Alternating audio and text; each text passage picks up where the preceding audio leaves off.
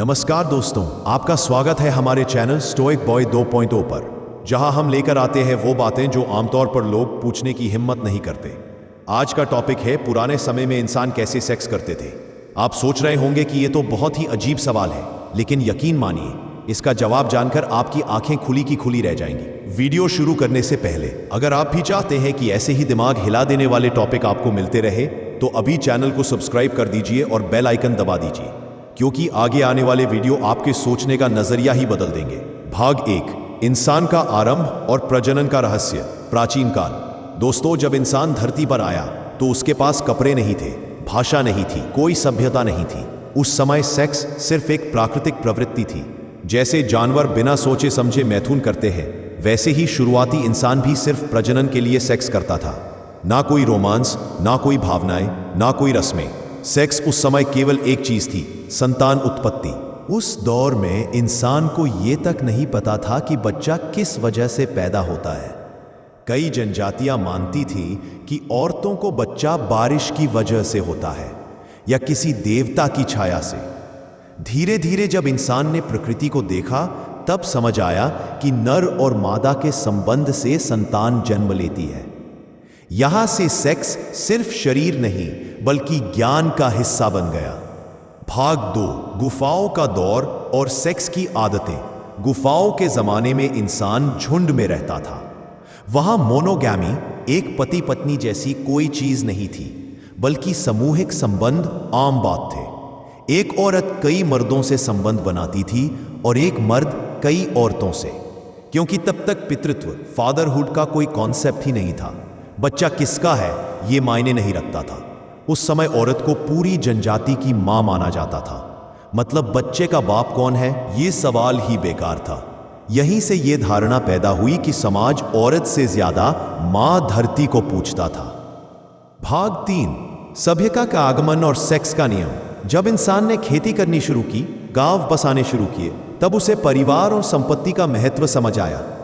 अब सवाल यह था, जो खेत, घर और धन है उसे कौन संभालेगा। यहां से आया पितृत्व का कॉन्सेप्ट। अब मर्द चाहता था कि उसकी बीवी सिर्फ उसी की हो, ताकि जो बच्चा पैदा हो वो उसी की विरासत ले। यहीं से शादी की शुरुआत हुई। सेक्स अब सिर्फ शारीरिक क्रिया नहीं रहा, बल्कि समाज ने इसे नियम और रस्मों से जोड़ दिया। भाग 4, पुराने समय के सेक्स के तरीके और मान्यताएं। अब सवाल यह है कि पुराने समय में लोग सेक्स कैसे करते थे। उस समय प्राकृतिक जीवन शैली की वजह से शरीर ज्यादा ताकतवर होता था। न कोई मोबाइल, न टीवी, मतलब मनुष्य का ध्यान भटकाने वाली चीजें नहीं थी। खाने पीने में सब कुछ नेचुरल था, जिससे शरीर में ऊर्जा और जोश बना रहता था। इसलिए कहा जाता है कि पुराने जमाने में पुरुषों की सेक्स स्टेमिना और औरतों की फर्टिलिटी दोनों आज के मुकाबले कहीं ज्यादा थी। कई ग्रंथों में लिखा है कि लोग घंटों तक प्रेम क्रिया करते थे। भारत में कामसूत्र, इसका कामसूत्र सिर्फ पोजीशन की किताब नहीं है, बल्कि यह बताता है कि इंसान सेक्स को सिर्फ शारीरिक नहीं बल्कि आध्यात्मिक अनुभव मानता था। भाग 5, संस्कृति और परंपराओं का असर। मिस्र, यूनान, रोम और भारत की सभ्यताओं में सेक्स सिर्फ संतान पैदा करने का साधन नहीं था, बल्कि जीवन का उत्सव था। मंदिरों में तक सेक्स शिक्षा दी जाती थी। भारत में देवदासी प्रथा और अंगराग शास्त्र जैसी चीजें समाज को सेक्स के रहस्य सिखाने का काम करती थी। पुराने समय में सेक्स को छुपाने की चीज नहीं माना जाता था, बल्कि इसे ऊर्जा और जीवन का स्रोत समझा जाता था। अंतिम समय में सेक्स की पुस्तिका, नियम और निर्भर समाज में प्रतिष्ठा थी। सेक्स पर रोक टोक लगाई जाने लगी। अब इसे छुपाकर करने वाली चीज बना दिया गया। लेकिन सच यह है कि पुराने समय में इंसान कहीं ज्यादा खुला और नेचुरल था सेक्स को लेकर।